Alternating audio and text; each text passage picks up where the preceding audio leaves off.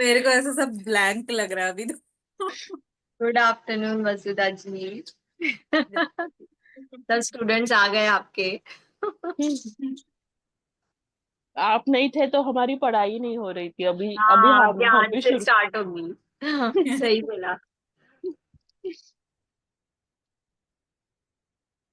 अभी ज्यादा कोर्स हुआ भी नहीं। नहीं, लेकिन अभी है ना, हम लोग जब पढ़ते थे ना बुक, तो फिर हमको याद आता था कि आपने ये बोला है तो ये करना चाहिए, ये आपने बोला है कि ये इम्पोर्टेंट है तो ये करना चाहिए। ऐसे फिर हम लोगों ने किया था, क्योंकि पोर्शन बहुत ज्यादा था और नोट्स बहुत ज्यादा थे, इसलिए। ठीक है, हम लोग सब भूल गए वापस, वो पंच महाभूता जो पढ़े थे ना, वो सब भूल गए। वापस करना पड़ेगा। वो तो पढ़ेंगे ना, एक बार ये याद आ जाएगा। है ना, हो अरे, जाएगा ना, वही अभी डर लग रहा है। हो जाएगा हो जाएगा। एक बार का याद किया रहता है ना, तो फिर दो बार दो तीन बार पढ़ते हैं तो हो जाता है। क्योंकि अभी है ना, बेटे की एग्जाम भी है, मेरे बोर्ड्स चल हम्म। रहे हैं, तो अभी तो फिलहाल उसके ऊपर ही सब कंसंट्रेशन है। सबके, शर्वरी जी सबके।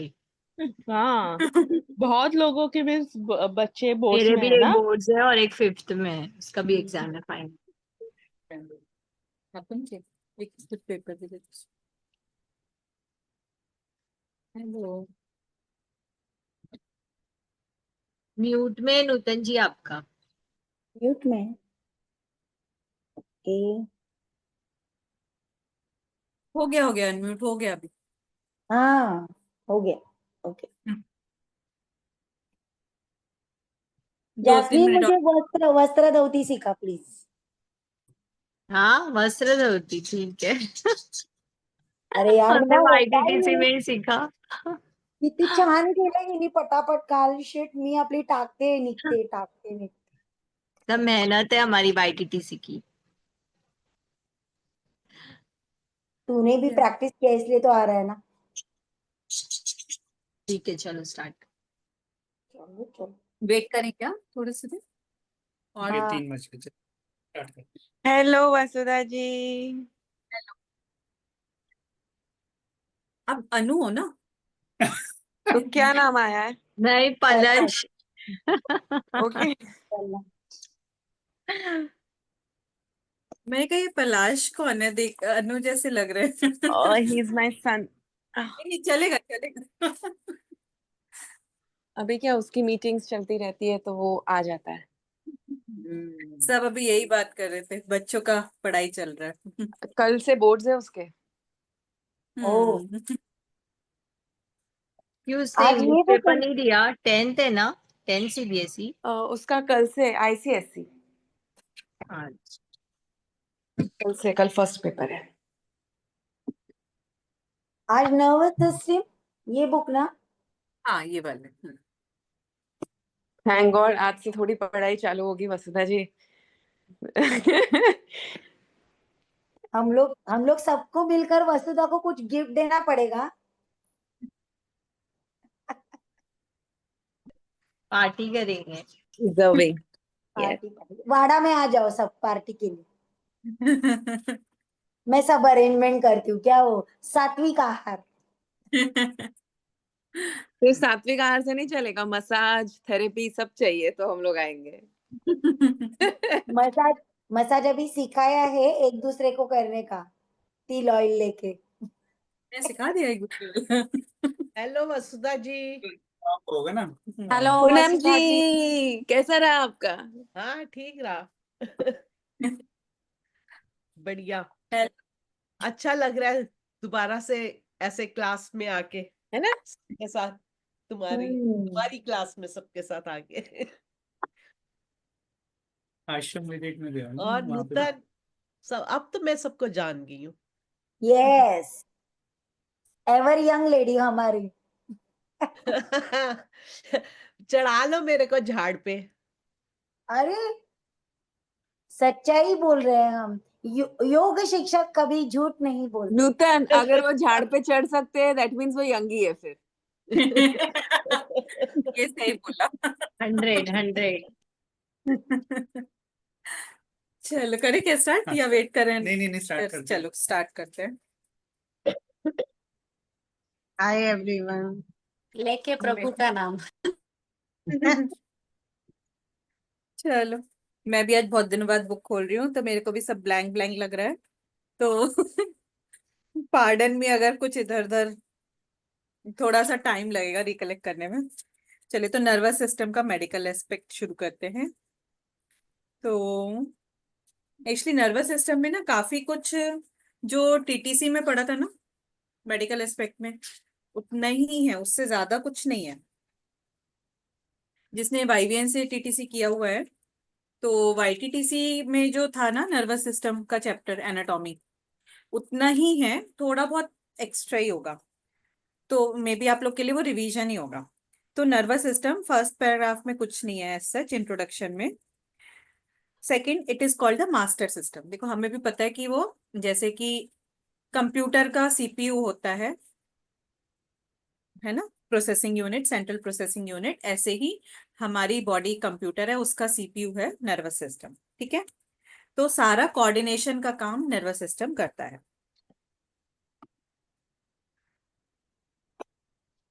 ठीक है, तो ये तो है। Then structure of the nervous system. तो नर्वस सिस्टम बना किसका होता है? तो नर्वस सिस्टम बना पूरा होता है नर्व सेल्स का, जिन्हें हम न्यूरॉन्स भी बोलते हैं। ठीक है, न्यूरॉन्स और नर्व सेल्स एक ही बात है।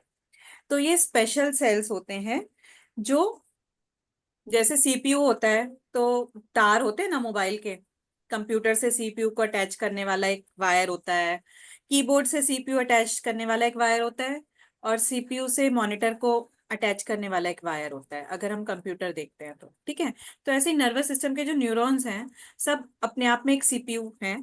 तो दोनों तरफ उनके वायर होते हैं, एक इधर से कनेक्ट करने के लिए, एक उधर से कनेक्ट करने के लिए। ठीक है, तो वो वायर के थ्रू इलेक्ट्रिसिटी या जो भी है नर्व इम्पल्स पास होती है।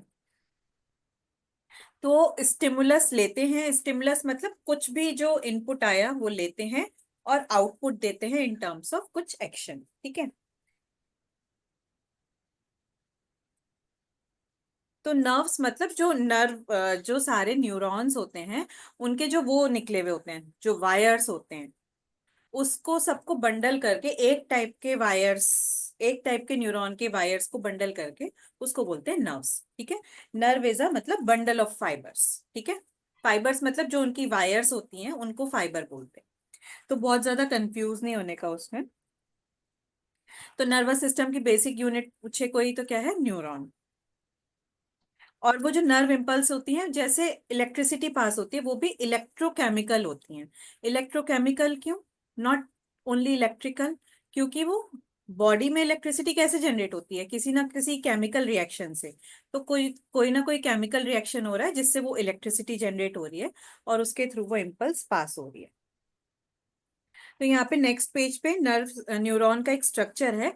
एक मोटी मोटी एक सेल की बॉडी होती है। ठीक है, और उसकी एक पूंछ लटकी हुई होती है, एक बड़ी पूंछ होती है, एक बड़ी चोटी, और छोटे छोटे छोटे अपने बाल। यह समझ लो, ये न्यूरॉन है, ये छोटे छोटे छोटे छोटे डेंड्राइट्स निकले हुए हैं, और ये बड़ी सी चोटी, ये हमारा एक्सोन। ठीक है, तो बहुत सारे छोटे छोटे छोटे बाल हैं, वो डेंड्राइट्स, और एक बड़ा सा एक्सोन। ठीक है, तो तो न्यूरॉन का क्या पार्ट होता है? एक तो सेल बॉडी, एक सेल का स्ट्रक्चर, और डेंड्राइट्स। तो डेंड्राइट्स बहुत सारे ब्रांचेस में होते हैं।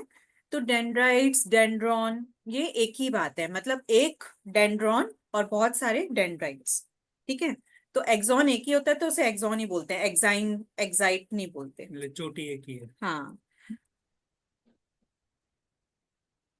the exception is that has single long dendrite instead of many dendrites. Motor neurons have तो डेंड्राइट्स का फंक्शन क्या होता है? वो जो सेल होता है उस पे इनपुट लेके आते हैं। ठीक है, इनपुट से कनेक्ट होते हैं डेंड्राइट, और एक्सॉन क्या होते हैं? वो आउटपुट देते हैं। ठीक है, इधर एक लाने का काम डेंड्राइट का नर्व सेल पे सिग्नल, और ले जाने का काम एक्सॉन का। ठीक है, तो अभी सीपीयू तो एक ही होता है, पर हमारे ब्रेन में बहुत सारे न्यूरॉन्स हैं, ठीक है। तो ये सेल, तो जैसे इधर से चुगली आई कुछ, तो डेंड्राइट ने इसको पास करी, उसने अपने एक्सॉन के थ्रू उसको पास करी, उसने अपने डेंड्राइट से दूसरे अपने अपने डेंड्राइट से ली, उसके एक्सॉन के थ्रू निकाली। तो ऐसे करके करके पूरी एक चेन बनती है, ठीक है। तो एक्सॉन डेंड्राइट जो होते हैं बहुत सारे होते हैं, ब्रांचेस ब्रांचेस में होते हैं, और एक्सॉन एक लॉन्ग और थिन होता है जो सेल से दूर लेके जाता है सिग्नल को। तो बहुत सारे कभी कभी ना एक्सॉन पे आप देखोगे एक मोटी सी, एक्सॉन खुद तो पतला होता है, बट किसी किसी एक्सॉन पे एक मोटी सी लेयर होती है, माइलिन शीट जिसे बोलते हैं। आप देखोगे जैसे गुथी हुई छोटी होती है ना, वैसा लगता है वो एक्सॉन बिल्कुल। तो अ, पतली होती है, बट ऊपर से एक लेयर होती है मोटी फैट की, उसे माइलिन बोलते हैं, उसे माइलिन शीट। तो ऐसे वाले जो माइलिन शीट जिस पे होती है जिन एक्सॉन्स पे, उनको श्वान सेल्स बोलते हैं, ठीक है। तो हर एक्सॉन पे माइलिन शीट नहीं होती है, किसी किसी एक्सॉन पे होती है माइलिन शीट, ठीक है। तो ये सब बहुत ज्यादा स्ट्रक्चर अभी आप देखोगे तो एक सेल है, तो सेल का जैसा स्ट्रक्चर होता है, जैसा सेल होता है वैसा ही है। उसके बीच में एक न्यूक्लियस होता है, जो भी सारे आपने माइटोकॉन्ड्रिया, साइटोप्लाज्म, वो सब कुछ जैसा सेल में होता है वैसा होता है। बस अंतर क्या है नर्व सेल और बाकी सेल्स में, कि इसकी प्रोसेस मतलब फाइबर्स निकले हुए हैं। तो बहुत सारे डेंड्राइट्स और एक एक्सॉन। तो एक्सॉन पे मोटी सी एक लेयर है फैट की, जिसे हम बोलते हैं माइलिन शीट, ठीक है। तो माइलिन शीट की जो लेयर है उसको श्वान सेल्स भी बोलते हैं। और माइलिन शीट की लेयर आप देखोगे बीच बीच में टूटी हुई है, मतलब ऐसे ऐसे ऐसे। तो जहां जहां पे वो गैप्स हैं उसको बोलते हैं नोड ऑफ रेनवियर, ठीक है। और एक्सॉन जो है वो लास्ट में जाके ब्रांच आउट हो जाता है, और वो लास्ट में जाके ब्रांच आउट होके अगले न्यूरॉन के डेंड्राइट से जाके मिल जाता है, ठीक है।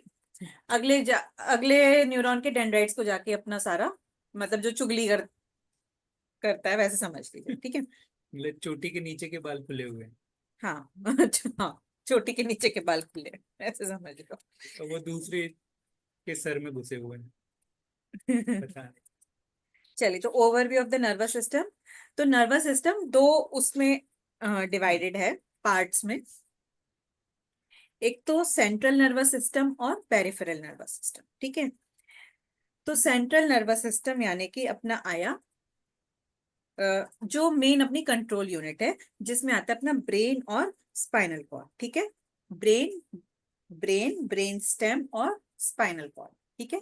ये ब्रेन और ब्रेन स्टेम जो स्पाइनल कॉर्ड से जुड़ी हुई है, और अपनी स्पाइनल कॉर्ड, ये होता है सेंट्रल नर्वस सिस्टम। अभी स्पाइनल कॉर्ड से आगे बहुत सारी नर्व्स निकली हुई होती है ना, पूरी बॉडी में फैली हुई होती हैं। तो वो नर्व्स जो होती हैं they form the part of peripheral nervous system, ठीक है। देखो इसमें लिखा है central nervous system is bodies master control unit, CPU है। ऐसे समझ लो जो सीपीयू है वो सेंट्रल नर्वस सिस्टम है, और जो सारे तार हैं जो इनपुट और आउटपुट से जोड़ रहे हैं वो है हमारे पेरिफेरल नर्वस सिस्टम, जो भी हमारी सारी नर्व्स हैं, ठीक है। तो पेरिफेरल नर्वस सिस्टम के लिखा है body is link to the outside world. तो बॉडी को कीबोर्ड और मतलब हमारे जो सेंस ऑर्गन से लिंक करता है पेरिफेरल नर्वस सिस्टम, और हमारे मोटर जो ऑर्गन्स होते हैं हाथ पैर, उसके थ्रू वो आउटपुट देता है, ठीक है। इनपुट यानी सेंस ऑर्गन्स और आउटपुट यानी कि हमारे हाथ पैर। देन पेरिफेरल नर्वस सिस्टम भी दो पार्ट्स में डिवाइडेड है फर्दर। एक होता है ऑटोनॉमस और एक होता है सोमैटिक, ठीक है।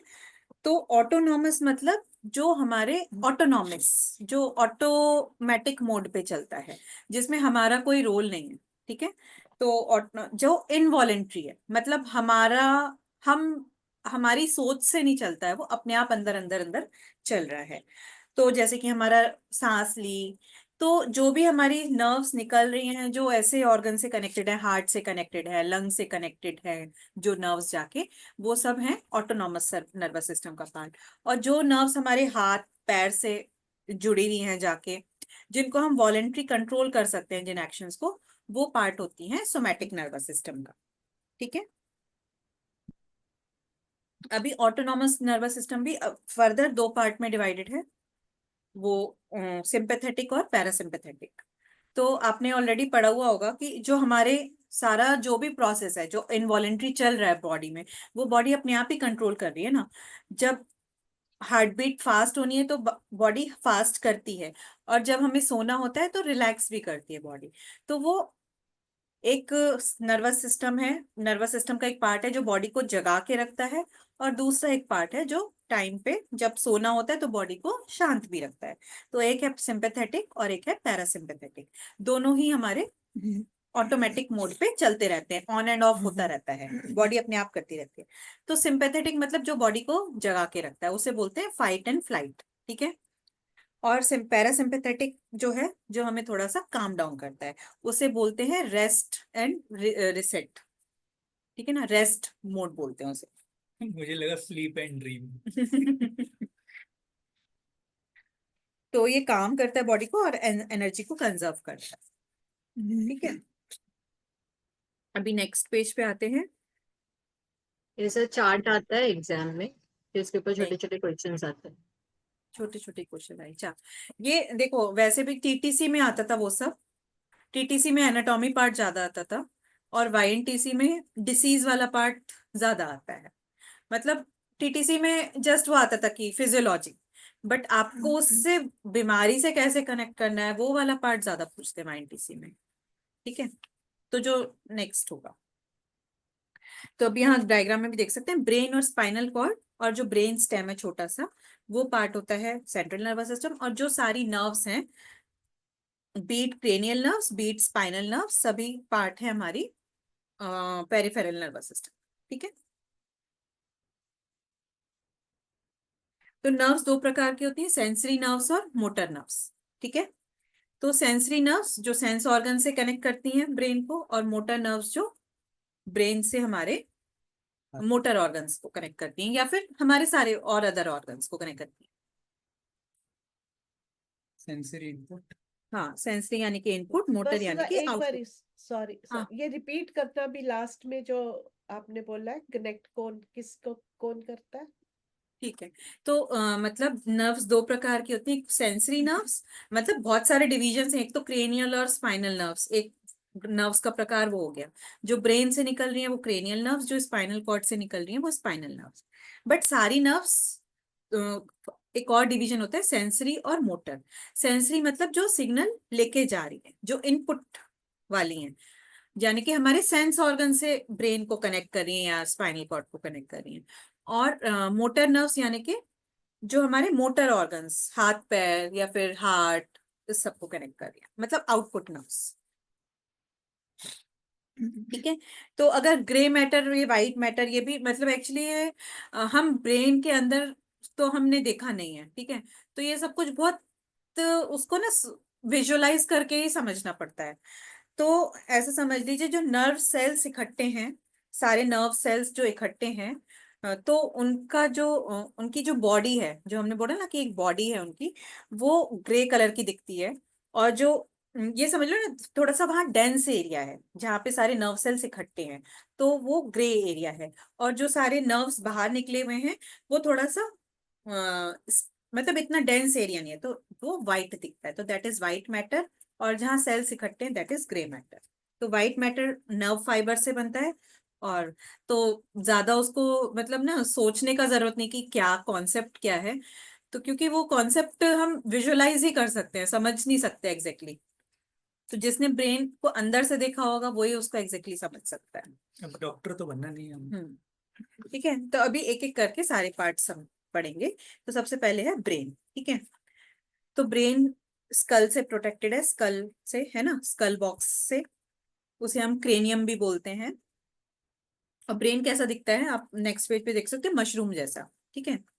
तो ब्रेन जो है तीन पार्ट्स में डिवाइडेड होता है, फोर ब्रेन, मिड ब्रेन और हाइंड ब्रेन, ठीक है। फोर मतलब सामने का, मिड मतलब बीच का, हाइंड मतलब पीछे का, ठीक है।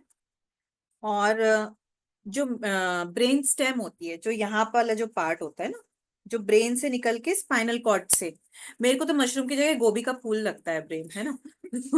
तो गोभी का जो फूल से बहुत सारे वो निकल के आते हैं, एक स्टेम, वो ब्रेन स्टेम, और जो मोटा डंठल है ना, वो ब्रेन स्टेम, फिर नीचे फर्दर वो झाड़ पे लगा होगा तो स्पाइनल कॉर्ड। तो जो ब्रेन स्टेम है वो मिड ब्रेन और हाइंड ब्रेन, तो मिड ब्रेन और हाइंड ब्रेन ब्रेन स्टेम का पार्ट है। तो फोर ब्रेन अभी एक एक करके फोर ब्रेन पकड़ते हैं। तो बहुत ज्यादा इसको रट्टे नहीं मारने की जरूरत नहीं है, ऐसा कोई बिल्कुल नहीं आता कि फोर ब्रेन समझाओ, ब्रेन का पूरा स्ट्रक्चर बताओ, समझाओ, ऐसा कुछ भी नहीं आता है। इस पे ऐसे ही मतलब क्वेश्चन आएंगे भी तो ऑब्जेक्टिव टाइप के ही ज्यादा आएंगे। वैसे पेपर डिस्क्रिप्टिव होता है ना डिस्क्रिप्टिव? हाँ होता तो है। इंटीग्रेटेड भी पूरा डिस्क्रिप्टिव ही था, जो हम्म 5th पेपर था ना वो भी हम्म। तो ऑब्जेक्टिव डिस्क्रिप्टिव था। वाले में मोस्टली ना डिसीज वाला ही पार्ट आता है, जो हम आगे पढ़ेंगे। अभी तो हम एनाटॉमी पढ़ रहे हैं, एनाटॉमी के बाद आएगी फिजियोलॉजी, फिजियोलॉजी के बाद डिसीज वाला पार्ट है। तो एनाटॉमी वाला पार्ट ज्यादा नहीं आता है, उससे ऑब्जेक्टिव ही आता है अगर आएगा। तो फोर ब्रेन में पहले होता है सेरेब्रम, थैलेमस, हाइपोथैलेमस, एपिथैलेमस, ठीक है। तो आप मोटा मोटा ये समझ लो, सेरेब्रम और हाइपोथैलेमस, ठीक है। थैलेमस एपिथैलेमस इतना हमें नहीं पड़ा हुआ है। तो मेन तो सेरेब्रम, मोटा मोटा सबसे मेन हमारा जो ब्रेन, ये पूरा जो गोभी का पूल है, वो पूरा का पूरा मोस्टली 90% सेरेब्रम है, ठीक है। ठीक है। और सेरेब्रम दो पार्ट में डिवाइडेड है, ऐसे गोभी को आधा काटोगे तो ऐसे हाफ हो जाती है, ठीक है। पूरा ब्रेन स्टेम तक काटेंगे तो ऐसे पूरी हाफ हो जाती है। तो सेरेब्रम दो पार्ट्स में डिवाइडेड होता है। Left and right. हाँ। तो यहाँ पे इस पैराग्राफ में नहीं देखते हैं थर्ड पेज के, क्योंकि अलग अलग इंडिविजुअली पूरा पैराग्राफ में समझाया हुआ है, तो अलग अलग ही देखते हैं, ठीक है। तो सेरेब्रम जो है, बस आप उसका स्ट्रक्चर देखो, गोभी का फूल समझो, दो लोब्स होती हैं, सॉरी दो लोब्स नहीं, दो पार्ट्स में डिवाइडेड होता है, उसको बोलते हैं दो हेमिस्फेयर, ठीक है, सेरेब्रल हेमिस्फेयर। अभी सेरेब्रल हेमिस्फेयर होता है तो उसकी आउटर कॉर्टेक्स जो होती है सेरेब्रम में, आउटर कॉर्टेक्स ग्रे मैटर होती है और अंदर जो होता है वो व्हाइट मैटर होता है। तो ग्रे मैटर हमने पढ़ा, जहां जहां न्यूरॉन्स होते हैं वहां ग्रे मैटर होता है, जहां जहां उनके फाइबर्स होते हैं वहां व्हाइट मैटर होता है।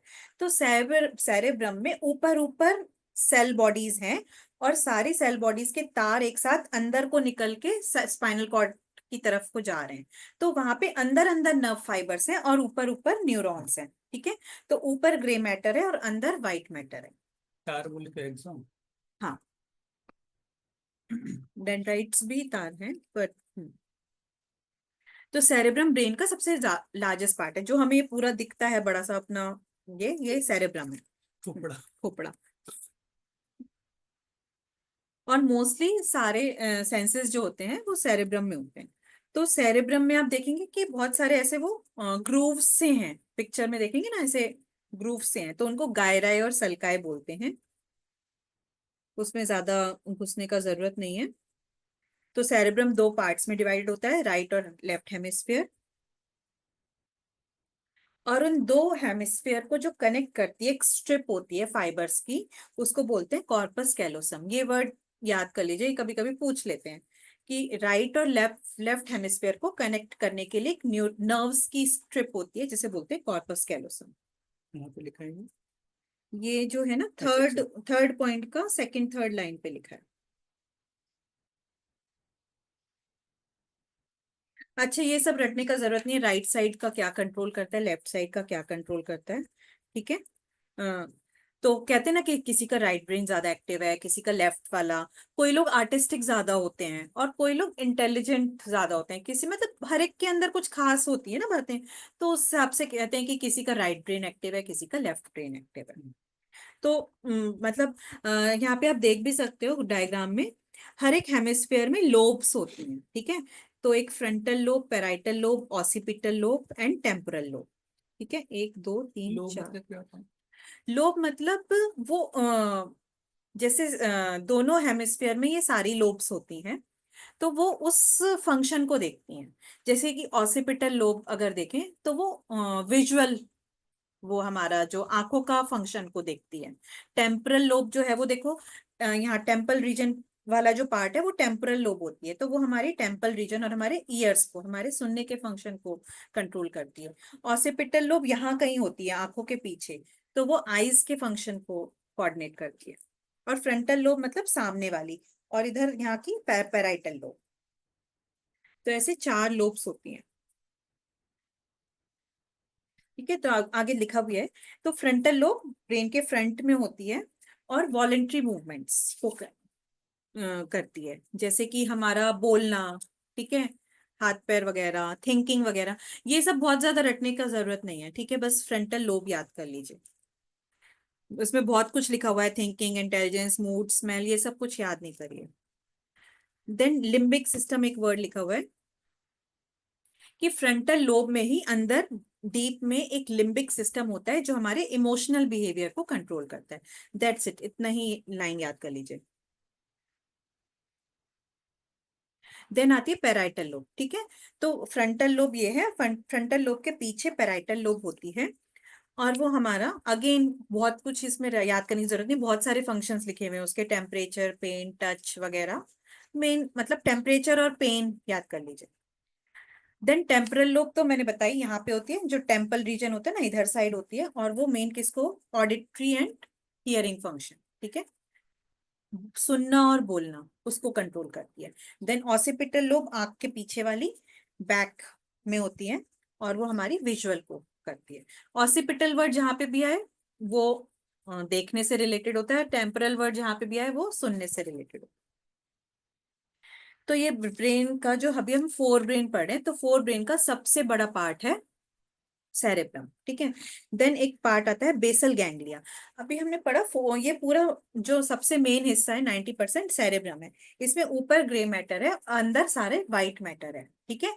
पर सेरेब्रम में कहीं तो अंदर जाके बहुत सारे न्यूरॉन्स एक डेंस इकट्ठा हुए हुए हैं अंदर कहीं पे डीप में, वो dense area of grey matter को बोलते हैं बेसल गैंग्लिया, ठीक है। लिखा है area of grey matter lie deep with in cerebral hemisphere. Cerebral hemisphere में कहीं अंदर को घुस के बहुत सारे न्यूरॉन्स का एक डेंस इकट्ठा हुआ हुआ है, जहाँ पे अभी ये क्या कंट्रोल करता है ये देख जानने का जरूरत नहीं है। देन थैलेमस पढ़ते हैं, ठीक है।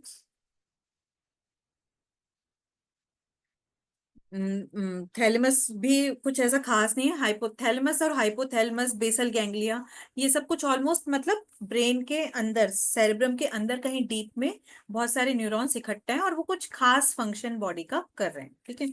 तो हमें मेन हाइपोथैलेमस से मतलब है। तो हाइपोथैलेमस क्या है कि ऑटोमेटिक फंक्शंस, जैसे हमारी एपेटाइट, थर्स्ट, बॉडी का टेम्परेचर, इसको कंट्रोल करता है। और हाइपोथैलेमस हमें पता है बहुत सारे हार्मोन सिक्रीट करता है। हमारा जो पूरा एंडोक्राइन सिस्टम है वो, उसका मेन मास्टर कंट्रोल कौन है, हाइपोथैलेमस, ठीक है। देन पिट्यूटरी ग्लैंड भी ब्रेन के अंदर ही है, वो पार्ट तो एंडोक्राइन सिस्टम का है but it is located inside the brain ना। तो ब्रेन के बेस पे है पिट्यूटरी ग्लैंड, ठीक है। तो वो क्या है, मास्टर है, एंडोक्राइन ग्लैंड्स का मास्टर ग्लैंड है। और वो किससे कंट्रोल होता है, पिट्यूटरी, हाइपोथैलेमस से, ठीक है। और hypothalamus is a part of nervous system, but pituitary is a part of endocrine system. बस इतना ही पढ़ना है, ज्यादा नहीं पढ़ना। देन आता है ये क्वेश्चन आ सकता है क्या, कि match the following hypothalamus, nervous system and pituitary. हाँ, ऐसा आता नहीं है मतलब, आगे बट पता होना चाहिए कि हाइपोथैलेमस, पर हाइपोथैलेमस भी एंडोक्राइन में हम पढ़ते हैं, but it is a part of nervous system. Then brain stem. तो मोस्टली जो फोर ब्रेन है वो है हमारा, सॉरी, सेरेब्रम, ठीक है। देन आता है ब्रेन स्टेम। तो ब्रेन स्टेम में आता है मिड ब्रेन, पॉन्स और मेडुला ऑब्लंगेटा, जो हमारा गोभी का डंठल है, ठीक है। जो हम निकाल के फेंक देते हैं। हाँ अच्छा, तो ब्रेन स्टेम क्यों है कि वो मेन कनेक्ट कर रहा है स्पाइनल कॉर्ड से, तो बहुत इंपॉर्टेंट हिस्सा है हमारे ब्रेन का, ठीक है ना। क्योंकि ब्रेन स्टेम पे कुछ, क्योंकि वहां से सारा सेंस ऑर्गन से कनेक्ट कर रहा है, मोटर ऑर्गन से कनेक्ट कर रहा है, तो ब्रेन स्टेम पे कुछ चोट लगती है ना, तो इट इज वेरी डेंजरस। तो पैरालिसिस हो सकती है, या हाथ पैर काम करना बंद हो सकते हैं, हैंडीकैप हो सकते हैं। तो ब्रेन स्टेम को अगर फर्दर पढ़ रहे हैं, मिड ब्रेन, ठीक है। यहाँ पे इनके नंबरिंग्स पे मत जाइए, इन्होंने ऐसी कुछ भी नंबरिंग लिख दी है।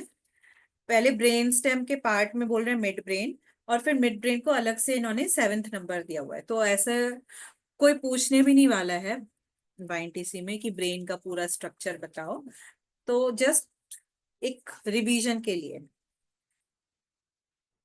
ठीक है। तो सेरेब्रम के नीचे डंठल है, वो ब्रेन स्टेम है। तो ब्रेन स्टेम का एक पार्ट है मिड ब्रेन, ठीक है। तो वो जस्ट सेरेब्रम के नीचे कनेक्टेड है, ठीक है, हाइपोथैलेमस के नीचे। आप देख भी सकते हैं ऊपर सबसे बड़ा सेरेब्रम है, सेरेब्रम के अंदर कहीं तो हाइपोथैलेमस है, बीच में नीचे की तरफ छोटा सा पिट्यूटरी है, और हाइपोथैलेमस के नीचे मिड ब्रेन है, ठीक है। मिड ब्रेन के नीचे पॉन्स है, और पॉन्स के नीचे मेड्यूला है, ठीक है। तो पूरा ये जो डंठल है, डंठल का सबसे ऊपर वाला पार्ट है मिड ब्रेन, मिड ब्रेन के नीचे है पॉन्स, पॉन्स के नीचे है मेड्यूला, ठीक है। अच्छा, अभी ये जो डंठल है इसके पीछे एक जूड़ा जैसा सा लटका हुआ है, ठीक है, देख सकते हो ना, जैसे जूड़ा किसी ने बांधा हुआ होता है, तो वो है सेरेबेलम, ठीक है, लिखा भी है उस पे सेरेबेलम। तो ब्रेन के जैसे दो पार्ट्स होते हैं कि सेरेब्रम, सेरेबेलम, और ये पॉन्स और मेड्यूला। तो जो सेरेबेलम है वो वैसे मिड ब्रेन का पार्ट है, बट वो it is not the stem, वो स्टेम का पार्ट नहीं है ब्रेन स्टेम का, ठीक है, that is a separate part. मतलब गोभी के अंदर एक और गोभी। नहीं, अब गोभी का एनालॉजी छोड़ दो। एक छोटा सा जूड़ा, इस पे जूड़ा लटका हुआ है, गोभी को चाहिए। और बिल्कुल एग्जैक्टली जहाँ पे जूड़ा बांधते हैं ना उसी जगह पे होता है सेरेबेलम। ये जूड़ा इसीलिए ही तो नहीं बांधते थे हम्म, कि सेरेबेलम को सेफ रखने के लिए। हो सकता है। एक्चुअली नंबरिंग गलत है ना वसुधा जी, ब्रेन स्टेम के अंदर आएगा ABC, मिड ब्रेन, पॉन्स और मेड्यूला ऑब्लोंगेटा, है ना। फिर उसके बाद आता है सेरिबेलम जो है 7 नंबर पे होना चाहिए, राइट। हाँ, तो हाँ। नंबरिंग उन्होंने जस्ट सारे पार्ट समझाए हुए हैं, तो अलग अलग पार्ट्स को उन्होंने नंबरिंग दिया हुआ है। तो ऐसा कुछ नहीं है कि लाइन से चल रही हो, ठीक है। तो ये एक्चुअली ब्रेन स्टेम में आता है मिड ब्रेन, पॉन्स और मेडुला ऑब्लोंगेटा, और सेरेबेलम जो है वो मिड ब्रेन का पार्ट है, but it is not a part of brain stem, ठीक है। तो अभी मिड ब्रेन का काम क्या है, मेन कनेक्शन का ही है, ठीक है, ब्रेन को कनेक्ट करना स्पाइनल कॉर्ड से, और कुछ खास फंक्शन हर एक पार्ट में भी होंगे। अभी पॉन्स क्या है, पॉन्स मिड ब्रेन के नीचे है। तो अगेन काम क्या है, मेन रिले। ये मिड ब्रेन, पॉन्स और मेडुला, इन दोनों तीनों का मेन काम क्या है, रिले करना, इधर से सिग्नल उधर पास करना, उधर से सिग्नल इधर पास करना। अब किधर व्हाइट मैटर है, किधर किधर ग्रे मैटर, वो ज्यादा रटने का जरूरत नहीं है। देन मेडुला में खास, मेडुला भी मेन काम उसका रिले का ही है, वो भी ब्रेन स्टेम का सबसे नीचे वाला हिस्सा है, और मेडुला के जस्ट नीचे होती है हमारी स्पाइनल कॉर्ड। मेडुला पूरा स्पाइनल कॉर्ड से जाके जुड़ जाता है। तो मेडुला में लिखा हुआ है कि इंपॉर्टेंट फंक्शंस को कोऑर्डिनेट करता है, हार्ट रेट, ब्लड प्रेशर और रेस्पिरेशन। तो ये याद कर लीजिए, ये याद होना चाहिए कि मेडुला कहाँ से होता है, मतलब मेडुला क्या फंक्शंस को कोऑर्डिनेट करता है। तो मेडुला बहुत इंपॉर्टेंट है। देन सेरेब्लम, ये ब्रेन स्टेम के पीछे जुड़ा, वहां सेरेब्लम है। तो सेरेब्लम भी दो पार्ट्स में डिवाइडेड होता है, दो हेमिस्फीयर में, और सेरेब्लम का मेन काम होता है, वो पता होना चाहिए, बैलेंसिंग। सबसे मेन काम होता है सेरेबेलम का बैलेंसिंग, यहाँ पे होता है। तो हमारा लेफ्ट राइट बैलेंस को कोऑर्डिनेट करता है, बॉडी का बैलेंस की, मतलब इधर ना गिरे उधर ना टिल्ट हो, हम सीधे खड़े रहे। तो मेडुला में याद करना है हार्ट रेट, ब्लड प्रेशर और रेस्पिरेशन, और सेरेबेलम में याद करना है मेन बैलेंसिंग, ठीक है। और बाकी सेरेब्रम में तो सब कुछ होता ही है। सेरेब्रम में 4 लोब्स होती हैं, फ्रंटल, पैराइटल, टेम्पोरल और हमारी ऑसिपिटल। वो 4 लोब में मेन मेन चीज की फ्रंटल लोब जो है, फ्रंटल लोब में तो बहुत कुछ लिखा हुआ था, याद करने की जरूरत नहीं है। पैराइटल में भी बहुत कुछ है, टेम्पोरल और ऑसिपिटल का याद रखिए, ठीक है। देन आते हैं वेंट्रिकल्स। तो तो brain has 4 cavities filled with, अभी ब्रेन के ऊपर ये जो स्कल होता है, ठीक है ना, तो स्कल की भी बहुत सारी लेयर्स होती हैं, शायद टीटीसी में पढ़ा था ना कि कवरिंग्स होती हैं। तो कवरिंग्स के बीच में फ्लूइड भरा होता है, सेरेब्रोस्पाइनल फ्लूइड। वो फ्लूइड का काम क्या होता है, शॉक एब्जॉर्बर का, कि कुछ भी चोट लगे, जैसे होता है ना कि कोई ऐसे ब्रेक वाली टूटने वाली चीज जो आती है वो उसमें आती है बबल रैप्स में रैप होके, तो बबल रैप्स के बीच में एयर होती है जो शॉक एब्जॉर्बर का काम करती है। ऐसे ही हमारे बॉडी ब्रेन एक इम्पॉर्टेंट पार्ट है, तो जो जो भी कवरिंग्स होती हैं उनके बीच में फ्लूइड फिल्ड होता है, तो वो क्या काम करता है बबल रैप का, कि कुछ भी चोट लगेगी तो वो शॉक को एब्जॉर्ब कर सकता है। तो फ्लूइड कवरिंग में भी होता है, और अंदर भी फ्लूइड कहीं तो भरा होता है, मतलब ब्रेन के अंदर ये जो सारा स्ट्रक्चर देखा, तो चार ऐसे एयर पॉकेट्स हैं जिसमें फ्लूइड भरा हुआ है, सेरेब्रोस्पाइनल फ्लूइड, तो उन पॉकेट्स को बोलते हैं वेंट्रिकल्स। ठीक है। तो दो वेंट्रिकल्स, दो जो पॉकेट्स हैं, वो दो, एक तो सेरेब्रम के दो पार्ट्स हैं ना, दो हेमिस्फीयर हैं, एक सेरेब्रम के लेफ्ट वाले हेमिस्फीयर में, एक पॉकेट राइट वाले हेमिस्फीयर में, मतलब खाली जगह, जस्ट फ्लूइड फील्ड जिसका काम होता है मेन शॉक एब्जॉर्बर। ठीक है। Third is diencephalon and fourth is in hind brain. अभी डायनसेफेलॉन अभी हमने पढ़ा ही नहीं है, तो एक और ब्रेन में कोई एक अंदर स्ट्रक्चर होता है, तो एक थर्ड पॉकेट उधर होती है और फोर्थ पॉकेट हाइंड ब्रेन में होती है। तो मेन उसका काम शॉक एब्जॉर्बर ही होता है, बस इतना याद कर लीजिए।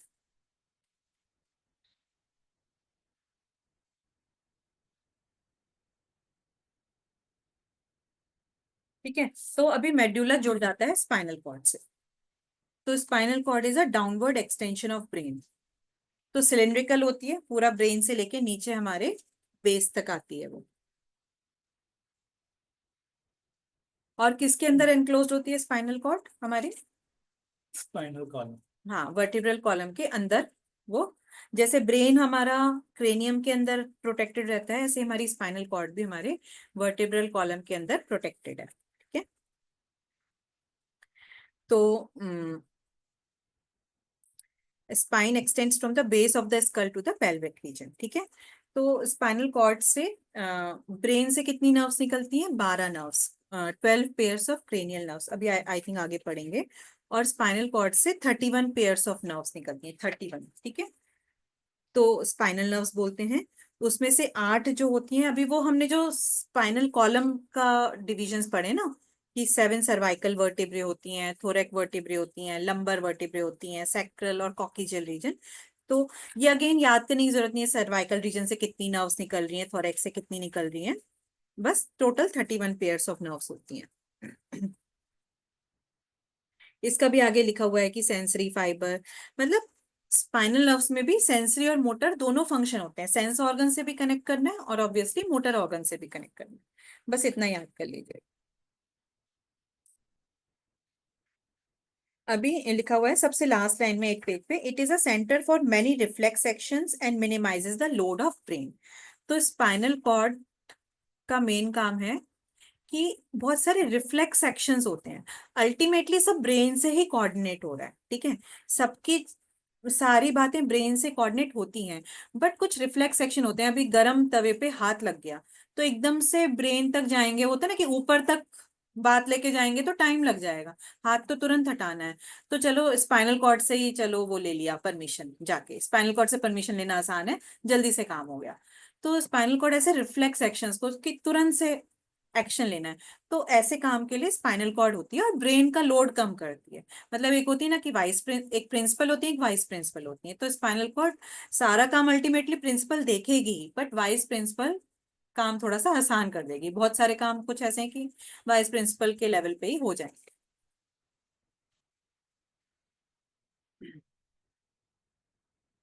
ठीक है। Other parts of the CNS, central nervous system, तो मेनिंजेस अभी हमने पढ़ा ना कि ब्रेन में कवरिंग्स होती हैं, तो जैसे हार्ट की कवरिंग्स को बोलते हैं कार्डियम, पेरिकार्डियम, एंडोकार्डियम। ठीक है। ऐसे ब्रेन की जो कवरिंग होती है, जो कवर होता है, उसको बोलते हैं मेनिंजेस। ठीक है। तो जो आपने बीमारी सुनी होगी मेनिंजाइटिस, तो मेनिंजाइटिस जब कहीं पे भी टिस वर्ड आए मतलब स्वेलिंग एंड इन्फ्लेमेशन, तो मेनिंजाइटिस मतलब ब्रेन की जो कवरिंग है उसमें इन्फ्लेमेशन और स्वेलिंग है। तो ये मेनिंज जो होती है 3 लेयर्स होती हैं ब्रेन के ऊपर। सबसे ऊपर की लेयर ड्यूरामीटर, बीच की एरेक्नॉइड और नीचे की पायामीटर। तो मेन काम इनका यही होता है, प्रोटेक्शन देना, कवरिंग देना। और इनके अंदर फ्लूइड भरा हुआ होता है, सेरेब्रोस्पाइनल फ्लूइड लिखा है। Cerebrospinal fluid circulates around the brain and spinal spinal cord. और ये जो तीनों कवरिंग्स होती हैं स्पाइनल कॉर्ड पे भी होती हैं, ठीक है, ड्यूरामीटर, एरेक्नॉइड और पायामीटर, और उनमें भी फ्लूइड भरा होता है क्योंकि स्पाइनल कॉर्ड को भी शॉक एब्जॉर्प्शन चाहिए। तो ये शॉक से भी प्रोटेक्ट करती हैं और बैक्टीरिया और माइक्रो ऑर्गेनिजम्स को भी ब्रेन और स्पाइनल कॉर्ड में जाने में रोकती हैं। तो मेन ब्रेन में कुछ इन्फेक्शन होता है तो पहले मेनिंजेस में ही होगा, ब्रेन या स्पाइनल कॉर्ड में, वहां के से सरपास होगा तो जाके दिमाग का कुछ बीमारी होती है, स्पाइनल कॉर्ड में कुछ इन्फेक्शन होता है। पहले लेवल पे इन्फेक्शन कवरिंग्स में होता है। meningitis। तो सेंट्रल नर्वस सिस्टम के फंक्शंस, तो फंक्शंस आसान है। इनपुट, इनपुट का काम करता है सारी जगह से, सारे सेंस ऑर्गन से सेंसेस लेना, कि आंख ने देखा, कान ने सुना, या फिर नाक ने सूंघा, वो सारे सेंसेस कौन लेके आ रहा है, सेंट्रल नर्वस सिस्टम। और फिर सेंड इम्पल्सेस, फिर क्या फिर हाथ से थप्पड़ मार। तो इम्पल्स, ठीक है, फिर वो मोटर सिस्टम के थ्रू एक्शन करवा रहा है, सेंसरी सिस्टम के थ्रू इंफॉर्मेशन ला रहा है मतलब इनपुट, एंड मोटर सिस्टम के थ्रू आउटपुट दे रहा है, और ऑटोनॉमिक फंक्शंस को भी कंट्रोल कर रहा है, ठीक है ना। देन आता है पेरिफेरल नर्वस सिस्टम। तो सारी जो नर्व्स होती हैं वो पार्ट होती हैं पेरिफेरल। अभी ब्रेन से सारी नर्व्स निकली या बाहर निकल के आई, या फिर स्पाइनल कॉर्ड से सारी नर्व्स निकल के हमारे हाथ पैर तक जा रही हैं, they all form the part of peripheral nervous system, ठीक है। तो नर्व्स भी दो प्रकार की होती है, सेंसरी नर्व्स और मोटर। अभी हमने अलग अलग क्लासिफिकेशन पढ़ ली नर्व के। एक क्लासिफिकेशन है सेंसरी और मोटर। तो सेंसरी यानी कि इनपुट वाले तार, और मोटर यानी कि आउटपुट वाले तार, ठीक है। एक क्लासिफिकेशन है क्रेनियल और स्पाइनल। क्रेनियल यानी ब्रेन से निकलने वाली और ब्रेन को जाने वाली नर्व्स, और स्पाइनल यानी स्पाइनल कॉर्ड से निकलने वाली है, स्पाइनल कॉर्ड को जाने वाली nerves. Principle wise. Hmm principle wise. हाँ। और एक हमने और पढ़ा था ना क्लासिफिकेशन, हाँ, ऑटोनॉमस और सोमैटिक। तो ऑटोनॉमस मतलब जो ऑटोमेटिक वाले वॉलेंट्री ऑर्गन्स को कंट्रोल करती हैं, सॉरी इनवॉलेंट्री ऑर्गन्स को कंट्रोल करती हैं, और सोमैटिक वाली जो वॉलेंट्री ऑर्गन्स को कंट्रोल करती है। तो ऐसे नर्व्स के बहुत सारे क्लासिफिकेशन हो गए। तो मेन क्लासिफिकेशन अभी देख रहे हैं सोमैटिक और ऑटोनॉमस, ठीक है। तो ये अगेन पढ़ाई गया, ज्यादा कुछ उसमें नहीं लिखा है। सोमैटिक नर्वस सिस्टम मतलब जो हमारे वॉलेंट्री एक्शंस को कंट्रोल करता है, ठीक है। इसमें आते हैं जो हम कॉन्शियसली कंट्रोल कर सकते हैं हम अपने माइंड से। तो इसमें रिफ्लेक्स, हाँ, सोमैटिक नर्वस सिस्टम सारे वॉलेंट्री एक्शंस को कंट्रोल करता है, बट सोमैटिक नर्वस सिस्टम हमारे सारे मोटर ऑर्गन से जुड़ा हुआ है, या फिर हमारे इधर से भी। तो अब कुछ आंख में कचरा आएगा तो आंख तुरंत से झपकती है, तो that is involuntary action, but वो कंट्रोल होता है सोमैटिक नर्वस सिस्टम से, ठीक है। क्योंकि आंख वैसे क्या है, एक वॉलेंट्री ऑर्गन है, आंख का बंद होना खुलना हम वॉलेंट्री कंट्रोल कर सकते हैं, बट कुछ आंख में कचरा आता है तो वो तुरंत से रिफ्लेक्स से इनवॉलेंट्री हो जाता है, बट कंट्रोल वो सोमैटिक नर्वस सिस्टम के थ्रू ही होता है। या फिर गर्म तवे पे एकदम हाथ लगा तो एकदम हाथ हटता है, तो हाथ क्या है, वॉलेंट्री ऑर्गन है, तो कंट्रोल, वो वाला रिफ्लेक्स एक्शन भी कंट्रोल होता है सोमैटिक नर्वस सिस्टम। यहाँ पे लिखा है ना, reflex actions of the skeletal muscles are however an exception, ठीक है। तो रिफ्लेक्स एक्शंस जो होते हैं वो इनवॉलेंट्री होते हैं, बट वो कंट्रोल होते हैं सोमैटिक नर्वस सिस्टम से। देन दूसरा है हमारा ऑटोनॉमस नर्वस सिस्टम, जो हमारे सारे इनवॉलेंट्री। अभी smooth nerve somatic nervous system जो है वो इनवॉलेंट्री एक्शंस को कंट्रोल करता है, तो वो मोस्टली स्केलेटल मसल्स को कंट्रोल करता है, क्योंकि स्केलेटल मसल्स हमारी वॉलेंट्री होती हैं, हमारे हाथ पैर की मसल्स, हमारे मुंह की मसल्स। और जो ऑटोनॉमस नर्वस सिस्टम है वो हमारे इनवॉलेंट्री एक्शंस को, जो हम कंट्रोल में नहीं कर सकते, उनको कंट्रोल करता है। तो हमारी बॉडी के जो अंदर जो मसल्स होती हैं वो स्मूथ होती हैं, या हार्ट की मसल्स कार्डियक, तो वो स्मूथ और कार्डियक मसल्स को कंट्रोल करता है। तो उसमें हम अगेन हमने दो पार्ट्स पढ़ लिए, सिंपैथेटिक और पैरासिम्पैथेटिक, ठीक है। तो सिंपैथेटिक जाने कि जो हमें जगा के रखता है, ठीक है, और पैरासिम्पैथेटिक जो हमें रेस्ट और डाइजेस्ट मोड में रखता है, ठीक है। तो सिंपैथेटिक में देखो लिखा हुआ है बीच में, it speed up heart rate को स्पीड अप करता है, बट ब्लैडर को रिलैक्स करता है, ठीक है। तो ये सब अगेन बहुत ज्यादा याद नहीं करो कि किसको रिलैक्स करता है, किसको स्पीड अप करता है, बस इन जनरल याद रखो ये फ्लाइट एंड फाइट है, और parasympathetic is rest and digest, ठीक है। तो सबसे लास्ट लाइन लिखी है पैरासिम्पैथेटिक में, it helps the body return to normal activity after an emergency, ठीक है। तो दोनों का ही हमारा बैलेंस होना जरूरी है। तो उसके लिए सबसे बेस्ट है वो अनुलोम विलोम प्राणायाम हम करते हैं कि दोनों को बैलेंस रखता है हमारी बॉडी। तो यहाँ पे ऑटोनॉमस नर्वस सिस्टम के बहुत सारे फंक्शंस लिखे हुए हैं, तो एक बार देख लेते हैं। Again I don't think exam में आते हैं।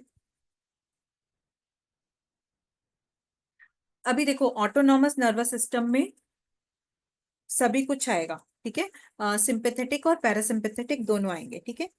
तो अभी हमने पढ़ा सोमैटिक नर्वस सिस्टम में जो हमारा वॉलेंट्री है वो रिफ्लेक्स एक्शंस को कंट्रोल करता है, बट यहाँ पे ऑटोनॉमस में लिखा है it performs many complex reflexes activities.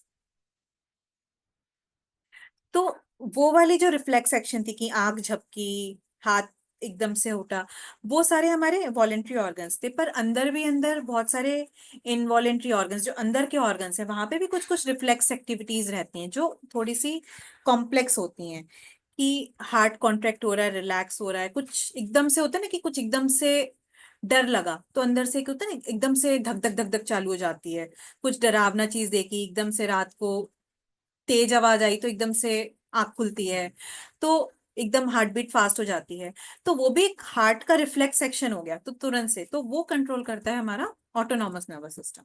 Sarkata देख लियो। सरकटा क्या होता है? अच्छा स्त्री में। अच्छा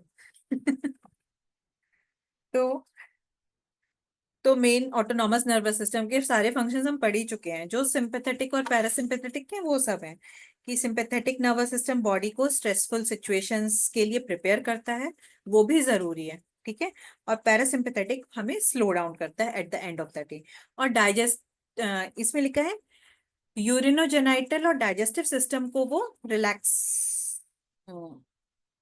सॉरी, अदरवाइज स्लो डाउन करता है बॉडी को पैरासिम्पैथेटिक, बट डाइजेस्टिव और यूरिनोजेनाइटल सिस्टम के फंक्शनिंग के लिए पैरासिम्पैथेटिक अच्छा है।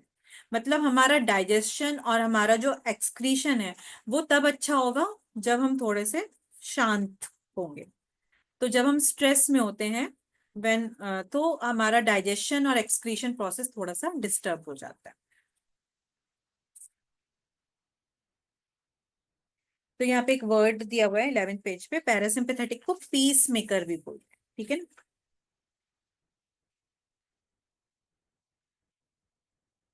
देन ये सेकंड पैराग्राफ में कुछ ऐसा, उसको छोड़ दीजिए कि सेंसरी इंपल्स को, रेटिकुलर एक्टिवेटिंग सिस्टम, उसको पढ़ने का जरूरत नहीं है।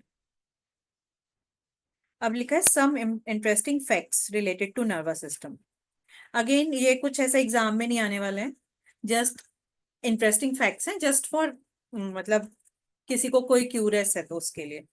तो ब्रेन का साइज कितना है, ब्रेन कितने वजन का होता है, ठीक है, ब्रेन एक कंप्यूटर की तरह है, कितनी स्टोरेज साइज कितना है ब्रेन का, हम कंप्यूटर लेने जाते हैं पूछते हैं ना कितनी रैम है कितनी रोम है, तो वो बताया है, कितने न्यूरॉन्स हैं।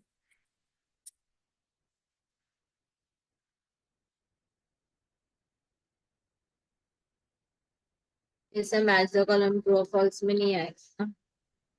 नहीं, ये इंटरेस्टिंग फैक्ट्स ना ना ना ना, ये जस्ट ऐसे ही पढ़ने के लिए हैं, जस्ट जिसको क्यूरियोसिटी है, ऐसे ही फन के लिए, कुछ मतलब नथिंग, कुछ भी इसमें याद करने का जरूरत नहीं फन फन तो मुझे बिल्कुल नहीं दिख रहा है इसमें। नहीं, किसी किसी को इंटरेस्टिंग होता है ना, जैसे बच्चों को होता है, छोटे बच्चों को बहुत सारे ऐसे फैक्ट्स पढ़ने की आदत होती है।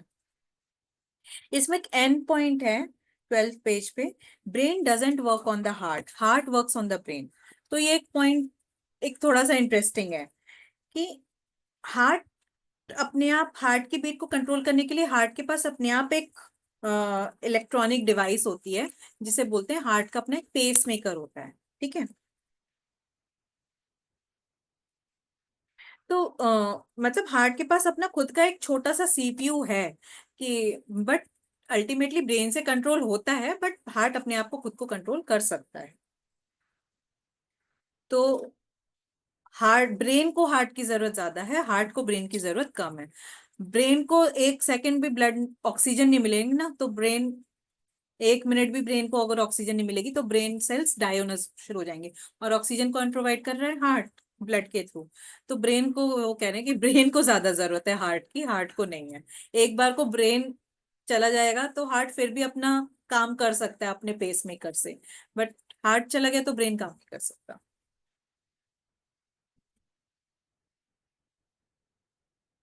फिर लिखा है brain is a chemical factory. तो बहुत सारे ऐसे केमिकल्स रिलीज होते हैं। तो इलेक्ट्रिसिटी कैसे प्रोड्यूस होती है? केमिकल रिएक्शन से ही होती है। ये सब कुछ भी पढ़ने का जरूरत नहीं है।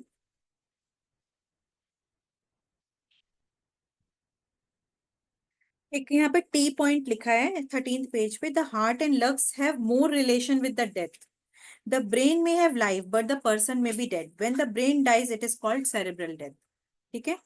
तो ब्रेन को ज्यादा जरूरत है हार्ट और लंग्स की as compared to otherwise vice versa. तो कई बार ऐसा होता है कि सिर्फ ब्रेन डेथ हुई है पर्सन की, तो उसे बोलते हैं सेरेब्रल डेथ, बट हार्ट और लंग्स काम कर रहे हैं। ठीक है। तो मतलब आई डोंट नो कि उसे सरवाइव किया जा सकता है, नहीं किया सकता है। मतलब तब अगर किसी का हार्ट और लंग काम कर रहा है और ब्रेन काम करना बंद कर दिया है, तो उसको कोशिश करते हैं डॉक्टर्स कि हाँ चलो कुछ रिवाइव। जैसे कोमा में भी आई थिंक यही होता है ना, एक तरीके से कुछ ब्रेन के कुछ पार्ट्स हो जाते हैं, तो फिर भी एक चांस रहता है। बट हार्ट डेड हो गया तो फिर चांस नहीं रहेगा। इनफैक्ट ना ब्रेन डेड लोगों का हार्ट ट्रांसप्लांट के लिए भी ले लिया जाता है, अगर मतलब एक चांस होता है कि अब नहीं, अभी कुछ ये रिवाइव नहीं कर सकते इन लोग को, तो उनका हार्ट ट्रांसप्लांट के लिए भी यूज किया जा सकता है। ये अभी आई थिंक कितना करें ब्रेन या करें आगे? 10 मिनट और। ठीक है। तो ब्रेन सिस्टम के डिसऑर्डर्स। तो एक क्या क्या? मैंने लास्ट पॉइंट लिखा है, try to delete the cobwebs from mind. It hmm reduces the stress. Hmm. So तो अब हाँ हाँ बोलिए बोलिए। what are the cobwebs? Cobwebs ये मतलब एक लिटरली लाइनिंग है कि कहते हैं ना कि सोचो कम मकड़ी के जाले। कॉबवेब्स यानी कि मकड़ी के जाले। तो जैसे कि कहते हैं ना तो कि कचरा भरा हुआ है, वो भी, जो भी कचरा है उसको निकाल दो। क्योंकि जितना हम कुछ भी सोचते हैं, तो ये सब कुछ तार है, ठीक है ना, जुड़ा हुआ है, कनेक्शंस। तो जितना हम सोचते हैं वो उतने न्यूरॉन्स का वायरिंग, मतलब अल्टीमेटली वहां पे सब इलेक्ट्रिकल एक्टिविटी हो रही है, तो वो सब रीवायरिंग वायरिंग सब हो रही है। तो जैसे समझे कि तार, जैसे हमारे घर में बहुत सारे तार हो जाते हैं तो हम थोड़ा सा अरेंज करके रखते हैं कि थोड़ा कम करते हैं तार, है ना। तो वैसे कि जितने हम कम बातों पे ध्यान देंगे, बहुत सारी बातों में अपने को उलझाएंगे नहीं, तो फंक्शनिंग जो है वो स्मूथ होगी और स्ट्रेस कम होगा। तो मतलब इट्स थोड़ा सा लिटरली है, ऐसे जाले तो नहीं बने हुए ब्रेन में। ठीक है। तो किसी को कुछ पूछना है क्या? कुछ डाउट है कुछ भी कर सकते हैं, या एक ओवरव्यू करना है? वैसे भेजा फ्राई हो गया इतनी देर में, इतने दिनों बाद एक टॉपिक हमने चुना। और वो भी नर्वस सिस्टम। Nervous system. मुझे ना ये सुधा। पेज नंबर 7 है ना वसुधा जी, वेंट्रिकल्स, उसके अंदर मींस ये वाला लाइन इंपॉर्टेंट है क्या? Third line, the third is diencephalon and fourth is in hindbrain. इसमें क्या इंपॉर्टेंट है वेंट्रिकल्स में? वेंट्रिकल्स में बस आप इतना याद रखो कि ब्रेन के अंदर खाली स्पेसेस होती हैं, जो जिनका मेन काम यही होता है बबल रैप। ठीक है। जब हम कुछ फ्रेजाइल सामान, कोई हमें मिट्टी का पॉट होता है, हमें कहीं ट्रांसपोर्ट करना होता है, तो हम अंदर भी बबल रैप भरते हैं और बाहर से भी बबल रैप से कवर करते हैं। बस इतना ही काम होता है वेंट्रिकल्स का मेन, उतना ही याद रखो आप। खाली स्पेसेस होती हैं ब्रेन के अंदर 4, जिनके अंदर फ्लूइड भरा है। तो 2 स्पेस सेरेब्रम में है, 1 स्पेस डायंसेफेलॉन में, चौथी स्पेस हाइंड ब्रेन में। नहीं भी याद करेंगे कहाँ पे तो भी चलेगा। हम्म।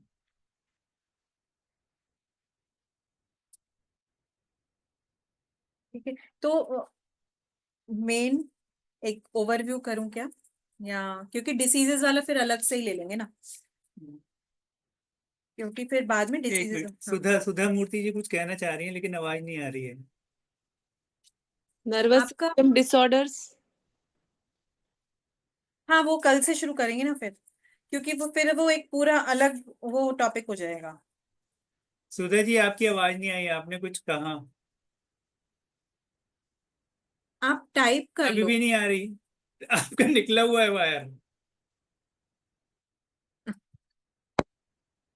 अपना कॉम्प्लिकेटेड है ना, उसको समझने के लिए एक लिंक बिठाने के लिए टाइम चाहिए।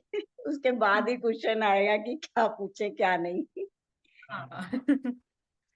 तो एक बार ना एग्जाम पेपर में देख लेना, बाद में वो हम करेंगे ही डिस्कस कि एग्जैक्टली क्वेश्चन क्या आ रहा है। तो मुझे नहीं लगता ये आज जो हमने भी पढ़ा उससे कोई डिस्क्रिप्टिव क्वेश्चन नहीं आएगा, ठीक है ना। मेन नहीं क्वेश्चन। आए, लेकिन हम जब पढ़ रहे हैं तो हमें चीजें तो आनी चाहिए ना, हमारा ही इसको नहीं समझे तो क्या समझे फिर। तो एक बार ना एक वो कर लेते हैं, पढ़ेंगे ना तो थोड़ा थोड़ा समझेगा। और ब्रेन क्या है, बहुत कॉम्प्लेक्स है, और यस। कि अंदर तो हम घुस नहीं सकते, तो जितना जितना बाहर है, तो बाहर से हमें क्या दिख रहा है, ये खोपड़ा, ठीक है, जो ये हमारा स्कल बॉक्स जो बोन्स का बना है, ठीक है, क्रेनियम, क्रेनियम भी बोलते हैं इसे, ठीक है। इसके अंदर हमारा ब्रेन है, ठीक है। वो हमारा सेंट्रल नर्वस सिस्टम, मतलब हमारा सीपीयू, हमारी बॉडी का, जैसे कंप्यूटर का सीपीयू होता है वैसे हमारी बॉडी का सीपीयू है ब्रेन, और हमारी स्पाइनल कॉर्ड, ठीक है। तो ब्रेन क्या है, गोभी का फूल जैसा समझ लो। गोभी का फूल दो पार्ट्स में काटा, आधा आधा हो गया, तो वो सेरेब्रम है। जितना हमें ब्रेन दिखता है वो सेरेब्रम ही है मेन, ठीक है। तो सेरेब्रम दो पार्ट्स में, आधा आधा।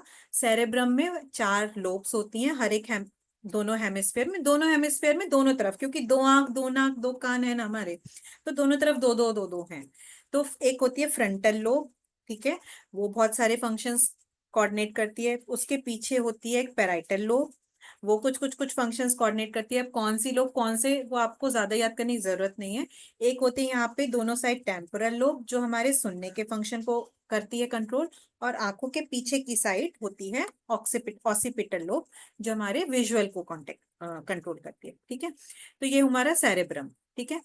तो ब्रेन, ये सेरेब्रम के ऊपर कवरिंग्स होती हैं जिन्हें मेनिंजेस बोलते हैं, उनके अंदर फ्लूइड भरा होता है, कि क्योंकि हमारा इंपॉर्टेंट पार्ट है उसको बचाने के लिए। अंदर भी बहुत सारी खोखली जगह है जिसके अंदर फ्लूइड भरा है, वो खोखली जगह को बोलते हैं वेंट्रिकल्स, ठीक है। अभी ये हो गया सेरेब्रम। सेरेब्रम में कहीं तो एक मोटा सा गुच्छा है नर्व सेल्स का, जिसे हम एक होता है वो बेसल गैंग्लिया, एक है हाइपोथैलेमस। वो कुछ और बहुत इंपॉर्टेंट बॉडी के बहुत एंडोक्राइन सिस्टम को कंट्रोल करता है, ठीक है। और पिट्यूटरी भी वहीं पे हाइपोथैलेमस के नीचे है। देन ब्रेन के गोभी के फूल का जो डंठल निकला, वो है हमारा ब्रेन स्टेम। तो ब्रेन स्टेम का सबसे ऊपर वाला part mid brain, mid brain के पीछे जूड़ा लटका रहता है सेरेबेलम, और मिड ब्रेन के नीचे है पॉन्स, पॉन्स के नीचे मेड्यूला, ठीक है। पॉन्स और मेड्यूला बनाते हैं हमारा हाइंड ब्रेन, ठीक है। तो वो fore brain, mid brain, hind brain वो नहीं भी याद रखेंगे तो चलेगा, सेरेब्रम और ब्रेन स्टेम बस। तो ब्रेन स्टेम का काम बस इतना होता है कनेक्शन का, स्पाइनल कॉर्ड से ब्रेन को कनेक्ट करना, ठीक है, इधर से सिग्नल उधर पास करना, उधर से सिग्नल इधर पास करना। और जो लास्ट पार्ट होता है ब्रेन स्टेम का मेड्यूला, उसमें कुछ खास फंक्शंस होते हैं जो हमारे हार्ट रेट, टेम्परेचर और रेस्पिरेशन को कंट्रोल करते हैं, ठीक है। देन अब आती है हमारी spinal cord. Spinal cord again nerve cells का गुच्छा है, नर्व सेल्स के गुच्छे की बनी हुई है, उससे भी बहुत सारी नर्व्स निकल रही हैं जो हमारी पूरी बॉडी में जा रही हैं। और स्पाइनल कॉर्ड के चारों तरफ भी ब्रेन जैसी कवरिंग्स हैं जिनमें फ्लूइड भरा है, स्पाइनल कॉर्ड को कोई क्षति ना आए इसके लिए। और बस, तो ये हुआ हमारा सीपीयू। फिर बहुत सारे ब्रेन से भी बहुत सारे तार निकले हुए हैं जिन्हें हम नर्व्स बोलते हैं। स्पाइनल कॉर्ड से भी बहुत सारी तार निकली हुई हैं, ब्रेन से 12 पेयर और स्पाइनल कॉर्ड से 31 पेयर्स ऑफ वायर्स निकले हुए हैं, जिन्हें हम नर्व्स बोलते हैं, जो पूरी बॉडी में जा रहे हैं और अलग अलग फंक्शंस कंट्रोल कर रहे हैं। ठीक है, तो वो जो नर्व्स हैं वो पेरिफेरल नर्वस सिस्टम का पार्ट कहलाती हैं, और वो दो पार्ट्स में डिवाइड होती हैं, ऑटोनॉमस और सोमैटिक। सोमैटिक यानी कि जो हमारे वॉलेंट्री ऑर्गन्स, जिनको हम कंट्रोल कर सकते हैं, हाथ पैर आंख नाक कान मुंह, उनको कंट्रोल करती हैं। और पेरिफेरल यानी सॉरी ऑटोनॉमस यानी कि जो हमारे इंटरनल ऑर्गन्स, जो हमारे कंट्रोल में नहीं है, इनवॉलेंट्री, उनको कंट्रोल करती हैं। ठीक है, तो ऑटोनॉमस नर्वस सिस्टम में फर्दर नर्व्स जो होती हैं, कुछ नर्व्स जगा के रखती हैं सिंपैथेटिक, और कुछ नर्व्स हमें शांत रखती हैं। तो दोनों ही जरूरी हैं कि काम के टाइम पे हम काम करें और रेस्ट के टाइम पे रेस्ट करें, दिन को जागें और रात को सोएं, दोनों इंपॉर्टेंट। तो ये बेसिक इतना है, इतना ही याद करने का जरूरत है, और कुछ ज्यादा याद करने का जरूरत नहीं है ब्रेन। ठीक है, इसका डिसीजेस का पार्ट नेक्स्ट टाइम देखेंगे। आई होप थोड़ा कॉम्प्लिकेटेड है, पढ़ के थोड़ा क्लियर होगा। तो जितना मैंने बोला ना उतना ही पढ़ना, बहुत ज्यादा उसमें टर्म, बहुत सारी टर्म्स लिखी हुई हैं, diencephalon, hypothalamus, thalamus, basal ganglia, वो सब छोड़ दीजिएगा। ठीक है, जितना जो मैंने पढ़ाई टर्म्स वही पढ़िएगा, उतना ही बहुत है हमारे लिए। और इंटरेस्टिंग फैक्ट्स भी छोड़ देना है। हाँ ठीक है, थैंक यू सो इस मच। पे वसुधा शॉर्ट नोट आया है, human nervous system and it's सब डिविजन्स, 2-3 पेपर्स में आया है। अच्छा अच्छा, human nervous system and it's सब, सब ये डिविजन्स, क्वेश्चन ही ये है। मतलब right a short note on इतना। ठीक है, तो जो जितना मैंने अभी ये 5 मिनट में बताया है ना, तो उसमें देखो इतना कितने मार्क्स का होगा वो? 3 या 5 का होगा, मैंने देखा नहीं है। जितने भी होगा 4 का होगा, अगर 4 माने एवरेज। तो जितना मैंने बताया उसमें शॉर्ट नोट है, और वो आपसे बेसिक बेसिक पूछना चाह रहे हैं, बहुत अंदर घुस के तो जाएंगे नहीं। तो इतना तो टाइम ही नहीं होता कि पूरा डिटेल, अब बुक में तो कितने 13 पेज में था पूरा, तो 13 पेज थोड़ी ना लिखेंगे। तो बेसिक बेसिक भी हमने बस समझा दिया ना, नाम भी लिख दिए, सेरेब्रम, ब्रेनस्टेम, मेड्यूला पॉन्स, और ऑटोनॉमस, पैरासिम्पैथेटिक, सिंपैथेटिक। इतना भी थोड़ा बहुत अपना जो भी दिमाग में आएगा वो भी डाल देंगे ना, तो मार्क्स मिल जाएंगे। और मेरा तो नियम है, 1 मार्क्स मतलब 2 लाइन्स, 3 मार्क्स मतलब 6 लाइन, इससे ज्यादा नहीं, वेस्ट नहीं करना हाँ अपनी। भाई, 2020 में 5 मार्क्स का है ये, anatomy of brain and all its parts. तो 10 वर्ड्स लिखने, एक 10 एक लाइन, लाइन। 10 तो बस बहुत, मतलब हमें बहुत ज्यादा घुसना नहीं है। ठीक है, और अगर कुछ वैसे क्वेश्चंस भी आएंगे ना कि ऑब्जेक्टिव वाले भी, तो वो भी इतने में ही आएंगे, बहुत जो अंदर अंदर पे नहीं आएंगे। एंड नाउ आई रिमेम्बर, एक पहले के सवाल है। पेपर, क्या क्या क्या? आपके हाँ, पेपर वो 60 मार्क्स के थे ना फाइनल एग्जाम के, हमारे तो 50 मार्क्स के ही है, तो वो मार्क्स भी कम हो जाएंगे, 10 मार्क्स। हाँ right. And now I remember, Anu और प्रीति ने लास्ट एग्जाम में यही किया था, कि जिसमें से कितने 12 में से 10 करने थे, 12 के 12 करके आए थे। ये धुरंधर लोग। सच्ची, 25 में से 20 करने थे और सारे 25 करके आए थे। मैं तो ये देख रहा था कि 1 मार्क्स 2 लाइन, दैट्स इट, और ये 25 के 25 करके आए थे। बट वो इंटीग्रेटेड था, इंटीग्रेटेड में तो एक एक लाइन ही लिखनी थी, हाँ, वो सारे वही। करके आए थे, हम लोगों ने देखा ही नहीं कि 4 ऑप्शंस हैं। जो राइट होंगे उतने हम मार्क्स देंगे। नहीं, आई थिंक उन्होंने लास्ट के एंड के काट दिए होंगे, लास्ट 5। चलो, पास तो हो गए ना, बस वही चाहिए। हाँ बस हो गया, अभी अभी तो खत्म हुआ, फर्स्ट की तो बात ही मत करो अब। अब बस चलो, एक क्वेश्चन इंटीग्रेटेड का पूछ रहे हैं, तो बताओ आपके वाइवा में पिछले फर्स्ट टर्म का भी आया था क्या, वाइवा का कोर्स? नहीं नहीं नहीं नहीं ना, मतलब वो डाइजेस्टिव वगैरह दोबारा तो नहीं पढ़ना पड़ेगा ना, सूर्य नमस्कार? नहीं नहीं सूर्य नहीं, नमस्कार है ना, सूर्य नमस्कार नमस्कार है। है, पूरा है। सिस्टम नहीं है। सूर्य नमस्कार है, निसर्गहार के लास्ट के 4 चैप्टर्स, जितना निसर्गहार में आ गया फर्स्ट टर्म में, उतना हमारा फाइनल टर्म में नहीं आया। ओके, सूर्य नमस्कार पंचमहाभूत पूरी आई थी, अच्छा। और येलो बुक। येलो बुक क्लेश का चैप्टर 8, 10, 11 और चैप्टर 3 का थोड़ा सा आएगा, क्लेशास वगैरह ना बोले थे सर ने। हाँ, तो जो मेन है वो आएंगे। अभी बीपी और हेल्थ पैरामीटर शायद दोबारा आ सकता है, अरे क्योंकि रे वो पक्का पूछेंगे, सबने गड़बड़ की है। सर वाज क्वाइट सरप्राइज्ड कि सबके रॉन्ग गए मेजर। तो ऐसा भी है कि जो जो ऐसा राइट रॉन्ग हुआ है वो भी बीपी पूछेंगे। एंड मेजर को लेके उन्हें टाइम टेबल दे देना चाहिए ना अभी हम लोग को। सिलेबस नहीं देना चाहिए। प्रीति सिलेबस जी पंचमहाभूता हुआ पढ़ाई का। फर्स्ट टर्म में किया था ना, उतना ही किया है, अभी भी दोबारा मेरा बुक भी पर ना पंचमहाभूता में हम चले रेस्ट मोड पे। पंचमहाभूता में जो ऑलरेडी क्वेश्चंस हो चुके हैं वो तो रिपीट नहीं होंगे ना? होंगे तो अच्छा है ना इजी है। क्वेश्चंस को वसुधा थोड़े जी होता है क्या रिपीट क्वेश्चंस? हाँ क्वेश्चन मैंने कभी देखे नहीं, क्वेश्चंस तो कैसे भी नहीं रिपीट होता है, क्योंकि जब लास्ट टाइम हम पेपर सॉल्व कर रहे थे फाइनल ये मिड टर्म का, तो जया मैम ने बोला था दोबारा भी आ सकता है ये क्वेश्चन, ये दोबारा पढ़ के रखना, ऐसे बोला था। और अभी नितिन सर के साथ जब हम लोग लंच कर रहे थे ऐसे कॉन्फ्रेंस में, तो उन्होंने बोला था कि ज्यादातर क्वेश्चंस आकाश तत्व और आत्मा तत्व से इस बार आएंगे, क्योंकि लास्ट टाइम कवर नहीं किया था ज्यादा। Thank you. तो एनीवे अभी क्या बोल देखते रहे हैं। हैं, पर रिपीट इम्पोर्टेंट करना, इन्फॉर्मेशन आकाश लेकर आए हैं। तत्व और आत्मा तत्व से आएगा। हाँ नहीं आएगा, वो पक्का आएगा उन्होंने बोला, क्योंकि लास्ट टाइम अच्छा, उन्होंने बोला कि इतना ज्यादा हमने क्वेश्चंस दिए नहीं थे उस चैप्टर से, मगर इस बार अगर लास्ट टाइम नहीं दिए थे तो इस बार आएगा, ऐसे प्रीति बोला था। प्रीति सर के साथ थोड़ी देर डिनर भी करना चाहिए। एग्जैक्टली हाँ सही काफी बोले। इंफॉर्मेटिव था ये। हाँ तो वो वाले लास्ट 2 चैप्टर्स थोड़े ज्यादा ध्यान से कर लेना, मगर बाकी छोड़ मत देना, पता लगे ना आए क्वेश्चन और हम सब सिर्फ आकाश तत्व पढ़ के गए हुए हैं।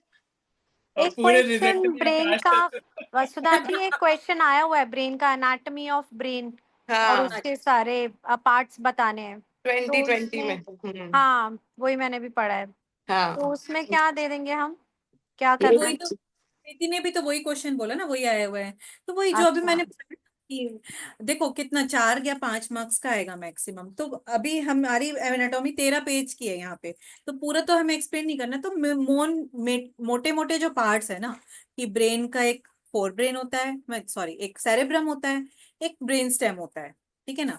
तो वही basic basic part, cerebrum, medulla oblongata, brain stem, spinal cord.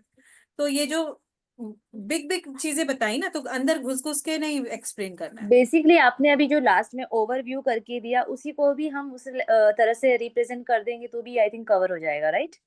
या आप एक सेरेबेलम मिड ब्रेन का क्यों कह रहे हो? मिड ब्रेन नहीं, अभी आप कह रहे थे ना ब्रेन स्टेम का पार्ट तो नहीं है ना, सेरेबेलम तो अलग है ना।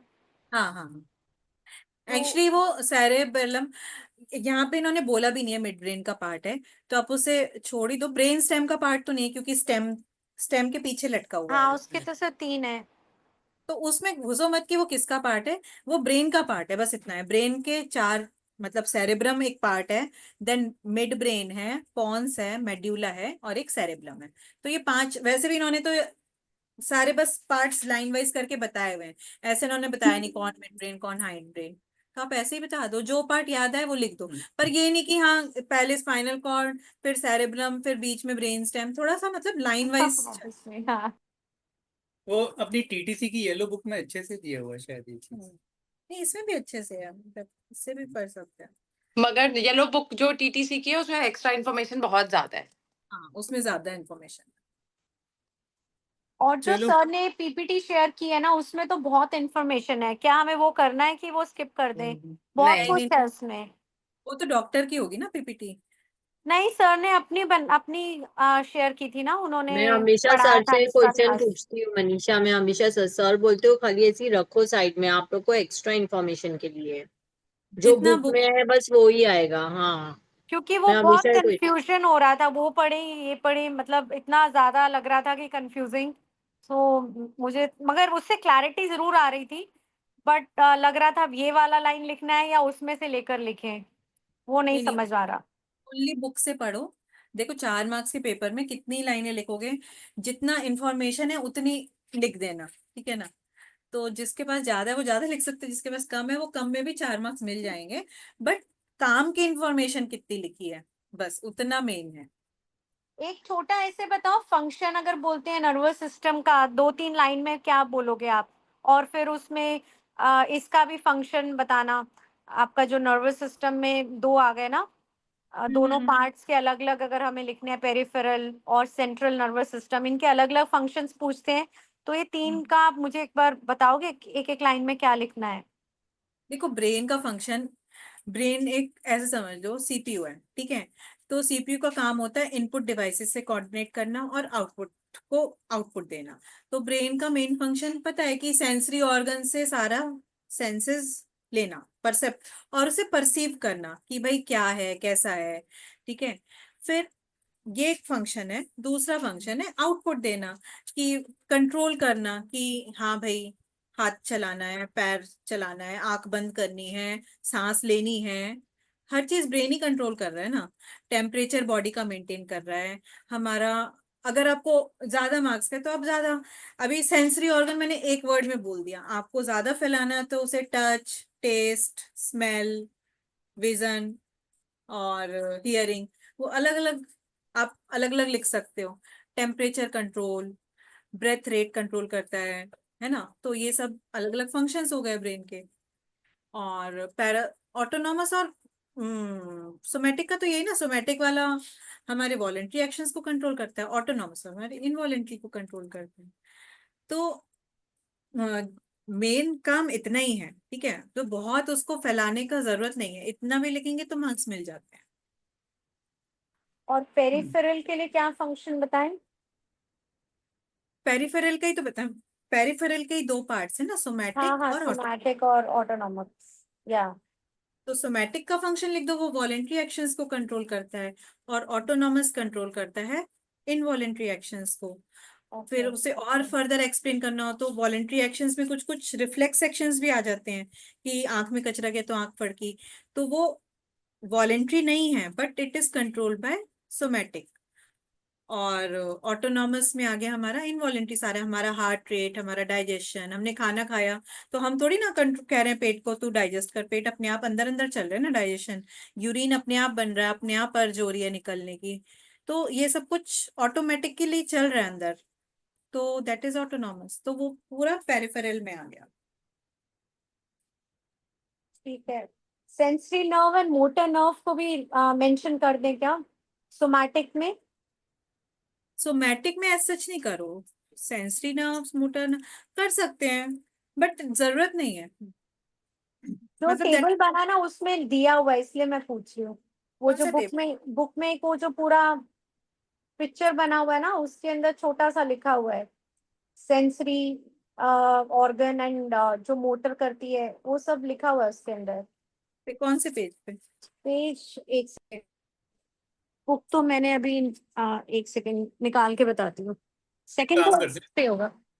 वो जो 5 मिनट का जो रिव्यू लास्ट में शेयर किया था ना, उसको वर्ड्स में लिख लेते हैं, बस जिधर भी है वही चिपकाना है, ठीक है। मार्क्स मेरे हिसाब से मिल जाएंगे। देख, कहीं नहीं लिखा हुआ सेकंड पेज पे ना, नर्व्स नहीं लिखी हुई, सेंसरी और मोटर नर्व्स, ठीक है। वो सोमैटिक और डायग्राम में बना हुआ है, जहाँ पे वो डायग्राम बना हुआ है ना, उसके अंदर छोटा छोटा लिखा हुआ है। नहीं, मत नहीं भी एक्सप्लेन करेगी चलेगा, मतलब ऐसा कुछ नहीं है, ठीक है। क्रेनियल और स्पाइनल लिखी हुई है एक डायग्राम में, फाइनल नॉट सोमैटिक, सेंसरी और मोटर नहीं लिखे हुए। हम्म, अभी क्लोज करते हैं, हाँ ठीक है, थैंक यू। कल करते हैं। Bye bye bye. Bye, thank you thank Thank you you. everyone. Thank Bye. You.